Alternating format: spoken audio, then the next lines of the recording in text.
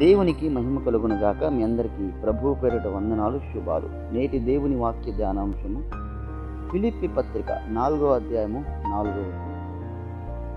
ఆనందించుడి, ఎల్లప్పుడూ ప్రభువునందు ఆనందించుడి, మరలా చెప్పుదును ఆనందించుడి. ఈ లోకంలో అనేకమైన ఆనందములు, సంతోషములు ఉంటాయి, కానీ దేవునిలో ఉండే ఆనందము, సంతోషము నిత్యము మనతోనే ఉంటుంది. ఈ లోకంలో ఉండే ఆనందాలు, అనేకమైనవి సంతోషాలు ఉన్నాయి, కానీ అవన్నీ తాత్కాలికమైనవి. అలాగే ఈ లోకంలో మనతో ఉన్నప్పుడు మాత్రమే ఇంతలో కనపడి అంతలో మాయమయ్యే ఆనందాలు, సంతోషాలు ఈ లోకంలో ఉంటాయి, కానీ దేవునిలో ఉండే ఆనందము, సంతోషము మనకు, మన హృదయాలకు శాంతి, సమాధానం, నెమ్మది కలుగజేస్తుంది. ఎందుకనగా యేసుక్రీస్తు నిన్న నేడు ఏకరీతిగా ఉన్న దేవుడు. అలాగే ఆయన సమాధానకర్త, నిత్యుడగ తండ్రి, బలవంతునే దేవుడు. కాబట్టి మనం ఎప్పుడైతే యేసుక్రీస్తునందు విశ్వాసం, నిరీక్షణ ఉంచి ఈ లోకంలో ఎన్ని కష్టాలు, శ్రమలు, నిందలు, అవమానాలు వచ్చినప్పటికీ దేవునిలో మాత్రమే, అనగా ప్రభువులో మనం ఆనందించినట్లయితే ఆయన నమ్మదగిన దేవుడు, నీతిమంతుడు కనుక మన హృదయాలకు, మన తలంపులకు కావలిగా ఉండి శాంతి, సమాధానం, నెమ్మది కలుగచేయగలడు. అలాగే ఈ లోకంలో దేవుని సన్నిధిలో మాత్రమే మనకు సంపూర్ణ సంతోషం కలుగుతుంది.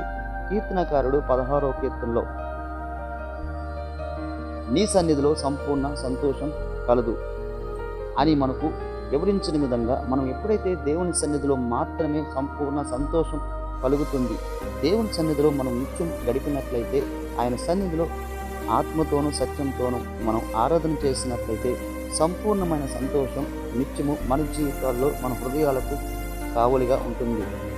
ఎన్ని కష్టాలు, శ్రమలు, నిందలు, అవమానాలు, వ్యతిరేకమైన పరిస్థితులు ఈ లోకంలో అన్నీ మనల్ని పరిస్థితులు పొంగతీసిన, ఎవరు మనల్ని విడిచిపెట్టినా ఈ లోకంలో మనం ఆనందము, సంతోషము మన రక్షణకర్త అయిన దేవుని యందు హబక్కూకు గ్రంథంలో భక్తుడు తెలియపరిచిన విధంగా మన ఆనందము, మన సంతోషము నిత్యము దేవుని యందు ఉన్నట్లయితే నమ్మదగిన దేవుడు, నీతిమంతుడు కనుక నిత్య సంతోషం ఈ లోకంలో మనం మరణించిన పరలోక రాజ్యంలో, నిత్య రాజ్యంలో మనం నిత్యము ఆనందంగానే జీవిస్తాం. కాబట్టి ఈ లోకంలో మనం ఎన్ని ఇబ్బందులు వచ్చినప్పటికీ సమాధానకర్త దేవుని యందు మనం ఆనందించినట్లయితే ఆయన మనల్ని నిత్య సంతోషంతో, ఆనందంతో నింపగలడు. ఆమేన్. ప్రార్థన. సర్వాధికారి యేసయ్యా, ఈ మాటలు వింటున్న ప్రతి ఒక్కరికి ఈ మాటల ద్వారా ధైర్యాన్ని ఇవ్వమని, ఎవరైతే నీ యందు ఆనందిస్తూ, స్తుతిస్తూ, సంతోషంతో నీ సన్నిధిలో గడుపు ప్రతి ఒక్కరిని దీవించి బలపరచమని, తాత్కాలికమైన ఈ లోకమైన ఆనందాల నుంచి వారిని